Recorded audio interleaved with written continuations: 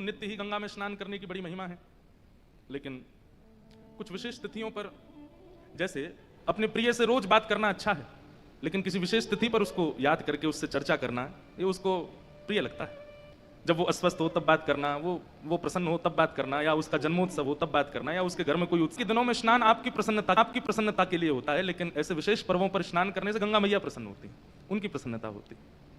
आज वो प्रसन्न है, वो नित्य प्रसन्न है, इसीलिए प्रवाहित होती रहती है। अप्रसन्न व्यक्ति स्थिर होता है और प्रसन्न व्यक्ति प्रवाहित रहता है। श्री गंगा मैया सदा प्रवाहित है, इसलिए ये द्योतक है इस बात का कि वो प्रसन्न है। जो व्यक्ति अप्रसन्न होता है वो स्थिर हो जाता है, एक ही टेंशन में, एक ही चिंता में, एक ही अवस्था में अटक जाता है। लेकिन प्रवाहित व्यक्ति आज कुछ अगर बिगड़ा है तो उसको चिंतन नहीं करता, आगे बढ़ता है। ये गंगा का स्वरूप है। चाहे कितने पर्वत आए, कितने पहाड़ आए, कितनी रुकावट आए, कितने मोड़ आए, कितने नगर आए, कितने शहर आए, कितने पापी आए, कितने संत आए, कितने दुरात्मा आए, कितने सद्भाव वाले आए, गंगा बहती रहती। इतने गुणों की खान है गंगा जी में, लेकिन हमको जो सीखना वो ये है कि प्रवाह रुकने ना पावे। और दूसरा, अपने स्वभाव को नहीं बदलती। एक तो प्रवाह को नहीं बदलती और स्वभाव को नहीं बदलती। गंगा जी के दो गुण विशेष, प्रवाह को नहीं बदलती और स्वभाव क्या है? शीतलता।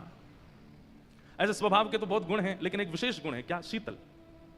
कभी गंगा जी का जल आपको उष्ण नहीं मिलेगा, गर्म नहीं होती गंगा जी, सदा शीतल रहती।